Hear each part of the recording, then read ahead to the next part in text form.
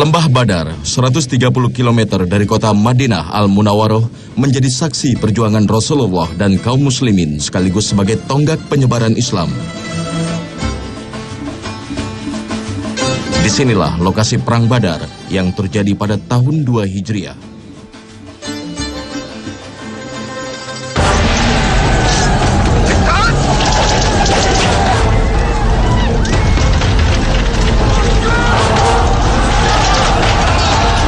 Lembah yang kini berada di kota Badar Hunain ini pula yang menjadi saksi keperkasaan paman Rasulullah, Hamzah bin Abdul Muthalib, yang menggetarkan kaum Quraisy.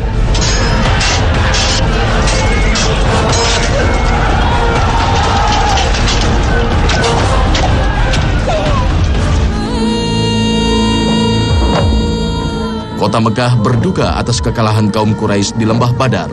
Mereka bertekad untuk melakukan balas dendam kepada kaum muslimin atas kematian sanak saudara mereka. Hamzah! سأصيدك يا صائد الأسود. عندما تموت سأمزقك يا قاتل أبي. سأمزقك يا قاتل أخي. سأمزقك يا قاتل عمي. عندما تموت سأشرب من دمك. سأشرب من دمك. كفي عن العويل يا هند، كفي عن العويل. ليس عندنا وقت للنواح.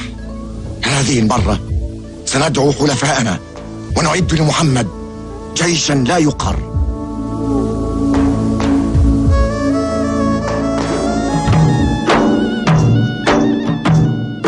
Hamzah bin Abdul Muthalib menjadi orang penting yang diincar kaum Quraisy.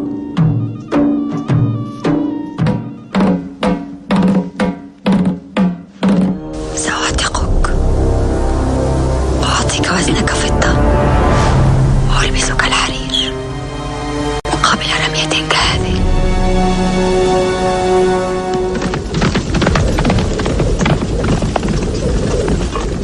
Setahun kemudian, pada tahun ketiga Hijriah, kaum Quraisy memaklumkan perang melawan kaum muslimin untuk membalas kekalahan Perang Badar. Kali ini, kaum Quraisy mengerahkan seluruh kekuatannya hingga mencapai 3.000 orang di bawah pimpinan Abu Sufyan. Ini sebenarnya adalah perang balas dendam. Karena musyrikin di luar dugaan mereka kalah di Perang Badar. Mereka mempersiapkan setahun penuh untuk menyerang balik muslimin dan mereka ingin mengambil alih kembali, ingin membalas muslimin. Maka meletuslah perang Uhud di tahun 3 Hijriah. Saat pasukan sudah bergerak dari kota Mekah, pasukan musyrik Quraisy bergerak dari kota Mekah, maka Nabi segera rapat dengan muslimin di kota Madinah. Hasil rapatnya adalah sebenarnya Nabi ingin bahwa muslimin tidak usah keluar dari Madinah. Kalaupun terjadi perang, Nabi ingin perang kota. Karena kota Madinah dianggap benteng-bentengnya cukup kuat untuk melindungi muslimin.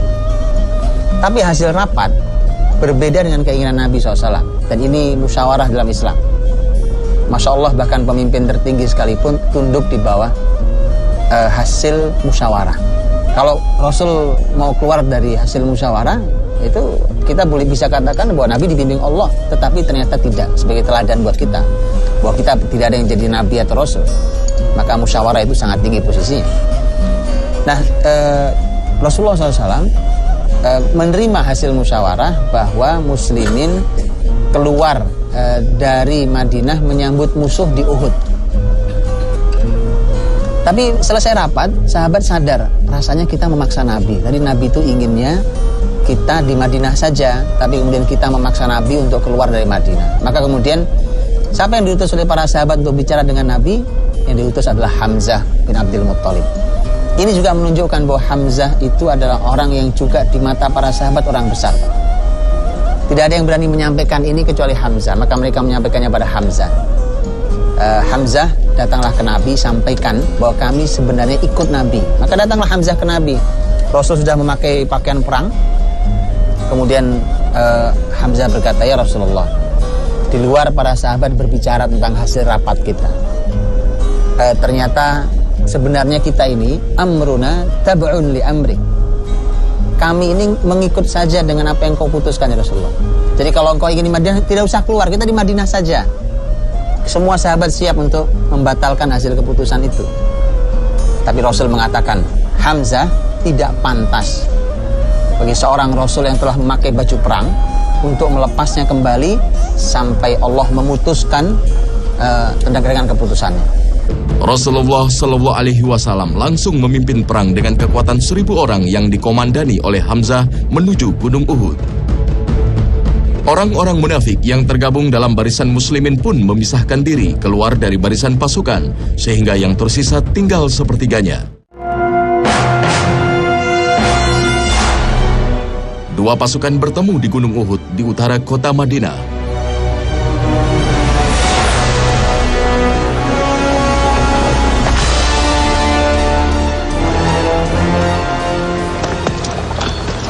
حمزة هناك هل ترى؟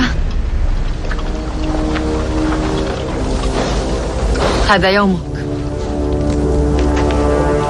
رماة استعدوا تقدم اهجموا.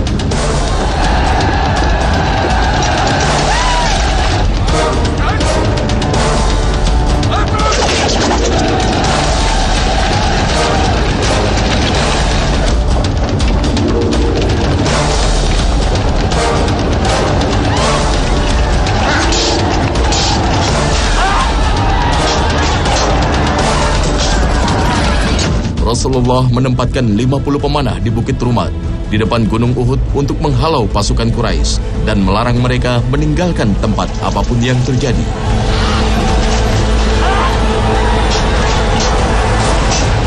Pasukan muslimin pun berhasil menaklukkan kaum Quraisy. Namun keadaan berbalik saat 50 pemanah mulai tergoda oleh harta rampasan perang hingga harus meninggalkan posisi. Nabi sudah berwanti-wanti kepada pasukannya karena dia menaruh pasukan panah di belakang, dan dia bilang apapun yang terjadi dengan muslim, kamu jangan pernah meninggalkan tempat ini, jaga itu pasukan berkudanya, karena pasukan berkuda ini hanya bisa dilawan secara efektif dengan panah, bukan dengan pedang, tapi dengan panah, karena dari jarak jauh dia bisa membendung gerakan kuda. Nah, pasukan pemanah ini melihat sahabat-sahabat Nabi juga itu yang sibuk mengambilin harta rampasan, terganggu. Akhirnya dia meninggalkan posisi itu. Dan kafir Quraisy tahu, ini udah tinggal sedikit nih pasukan pemanah yang tersisa. Diserang pasukan pemanah itu, dan lalu pasukan Quraisy meregrup dan balik menyerang tentara muslim yang sedang sibuk mengumpulkan harta rampasan. Dan itu yang membuat Ibn Mas'ud bersedih. Dia membuat sebuah statement yang penting. Dia bilang, baru kali ini saya lihat sahabat-sahabat Nabi ini begitu terganggunya dengan harta kekayaan sehingga sampai meninggalkan amanat Nabi untuk tinggal di posisi itu. Dan Muslim harus membayar mahal atas pelanggaran kepada Nabinya ini. Selain kalah, ya Hamzah yang menjadi tulang punggung mereka terbunuh. Khalid bin Walid yang kala itu masih musyrik menghimpun kekuatan baru saat melihat 50 pemanah Nabi meninggalkan Bukit Rumat. Ia membawa pasukan berputar dan langsung menghujam kekuatan pasukan muslimin.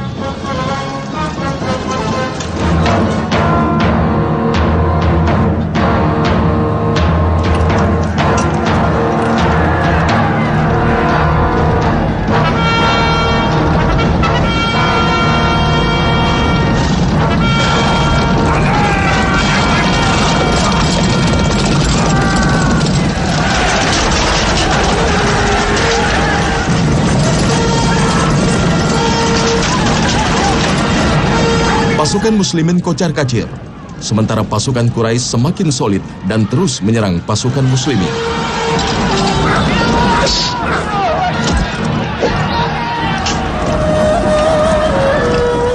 Pasukan muslimin berjatuhan, gugur di medan Uhud, termasuk Hamzah bin Abdul Muthalib yang dibunuh seorang budak bernama Wahsy.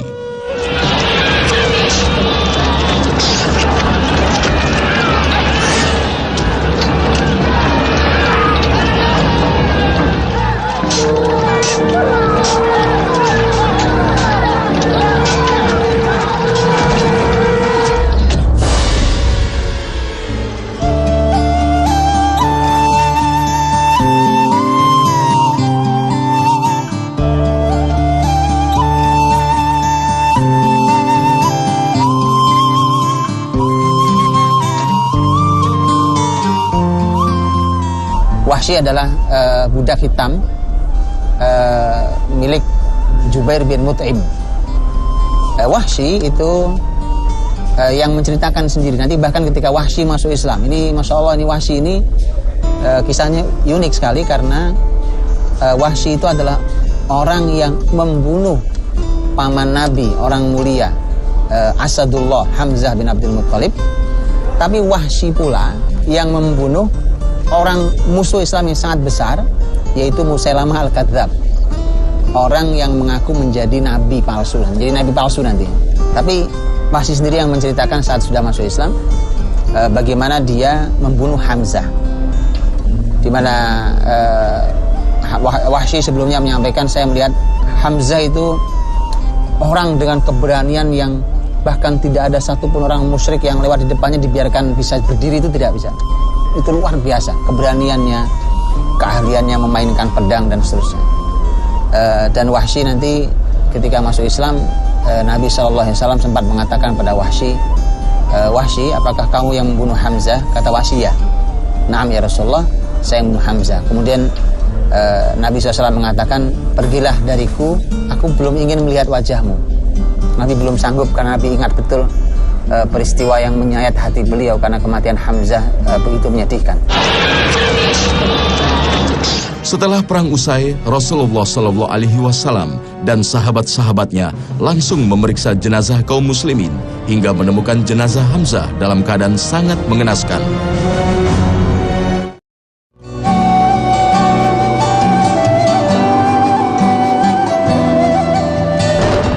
Melihat kondisi jenazah Hamzah, Rasulullah SAW tak kuasa menahan sedih hingga melinangkan air mata. Hamzah meninggal di sebuah lembah, terlihat Hamzah tergeletak meninggal. Tapi pemandangannya tidak seperti yang lainnya. Hamzah meninggal dalam keadaan perutnya terbelah, kemudian ada yang memutilasi, disebutkan dalam riwayat dilakukan oleh Hindun. Rasulullah SAW kesedihannya tidak bisa ditutupi, sangat sedih, bercampur marah. Sampai Nabi bersumpah, demi Allah, kalau saya bisa kalahkan Quraisy, saya akan mutilasi 70 orang sebagai pengganti mereka memutilasi Hamzah. Ini yang menyebabkan ayat Al-Quran turun. Allah berfirman, wa in aqabu fa'aqibu bimithli ma 'uqibtum bih. Kalau mereka melakukan perbuatan seperti ini, maka balaslah mereka semisal dengan perbuatan mereka. Jadi tidak boleh satu berbalas 70. Itu zalim. Dan ini keadilan Islam, Masya Allah. Bahkan kepada musuh Islam yang memusuhi Islam sekalipun tidak boleh kita berbuat zalim. Kalau mau balas yang setimpal. Nah, yang juga dilarang dalam Islam adalah mutilasi. Bahkan Nabi nanti yang mengatakan, para sahabat mengatakan, karena Nabi SAW yanha 'anil muthlah.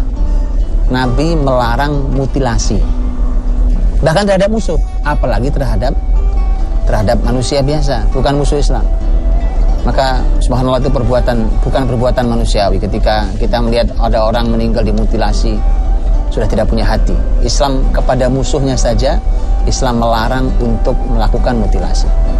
Jadi turunlah ayat yang menyatakan Nabi dilarang untuk melakukan itu. Maka Nabi tahu bahwa Nabi salah dalam sumpahnya, maka beliau menebus sumpahnya karena beliau telah bersumpah atas nama Allah. Dan kemudian Nabi SAW memaafkan orang-orang Quraisy. Hamzah bin Abdul Muthalib, sang singa Allah, telah gugur sebagai syahid. Ia dimakamkan satu lubang dengan sahabat Rasul Abdullah bin Yasi secara sederhana. Kain kafan pun bahkan tak cukup menutupi tubuhnya, hingga kakinya harus ditutup dengan rumput. Kesederhanaan ini tak menutupi keutamaan dan kecintaan Nabi kepadanya. Rasulullah SAW menyebutnya sebagai pemimpin para syuhada atau pemimpin orang-orang yang mati syahid. Khairus syuhada Hamzah. Di sisi Allah bahwa syuhada, orang-orang yang syahid di medan jihad, adalah Hamzah.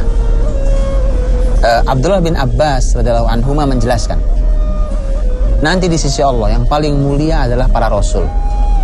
Setelah para rasul adalah syuhada, orang-orang yang syahid. Dan yang paling mulia di antara orang-orang yang syahid adalah Hamzah. Nabi punya jadwal rutin ke sana untuk Nabi datang mendoakan. Itu juga bagian dari sunnah Nabi SAW. Itulah mengapa ketika kita ke Madinah juga kita melakukan seperti Nabi lakukan, yaitu mengunjungi Uhud untuk mengunjungi syuhada Uhud dalam rangka mendoakan mereka. Nah, dulu dimakamkan Nabi mereka di satu areal begitu, dan kita bisa melihat hari ini pemakaman yang hari ini itu adalah tempat yang sudah agak bergeser dari tempat semula. Karena disebutkan di zaman pemerintahan Muawiyah radhiyallahu anhu, dan Muawiyah itu memerintah 30 tahun setelah Rasul wafat. Muawiyah ketika untuk kepentingan umum saat itu ada aliran air yang harus dialirkan mau tidak mau melewati pemakaman syuhada Uhud. Maka hasil dari musyawarah keputusan negara adalah makam syuhada Uhud, orang-orang yang syahid di Uhud itu digeser. Maka dipindahin, digali, kemudian dipindahkan jenazahnya, digali. Orang-orang yang menyaksikan pemindahan jenazah syahidnya yang di perang Uhud itu, mereka mengatakan bahwa kami melihat mereka hanya seperti orang yang tertidur. Subhanallah. Mereka seperti orang yang sedang tertidur. Sudah berapa tahun? Kurang lebih 40 tahun itu jenazahnya. Seharusnya sudah hancur, seharusnya sudah menjadi tulang belulang, mungkin tinggal hanya beberapa tulang saja. Nah, salah seorang penggali itu menggali, kemudian alat untuk menggali itu mengenai kaki Hamzah bin Abdul Muthalib radhiyallahu anhu. Begitu terkena, subhanallah, begitu diangkat, kaki Hamzah yang terkena benda tajam itu masih mengeluarkan darah, masih mengucur darah segar, seakan baru meninggal kemarin atau baru saja meninggal. Allah Subhanahu wa taala berfirman membuktikan ini semuanya dalam surat Ali Imran. Wala tahsabannal ladzina qutilu fi sabilillahi amwata bal ahya 'inda rabbihim yurzaqun. Jangan kalian mengira orang-orang yang meninggal syahid di jalan Allah itu mati. Mereka sesungguhnya hidup, selalu mendapatkan anugerah rizki di sisi Tuhan mereka. Kemuliaan sang pemimpin para syuhada inilah yang hingga kini terus diabadikan umat Islam. Makamnya di kawasan Uhud menjadi tujuan para peziarah muslimin dari seluruh dunia. Bukan untuk mencari berkah, melainkan untuk merangkai kembali keteladanan Hamzah bin Abdul Muthalib, singa Allah dan pemimpin para syuhada.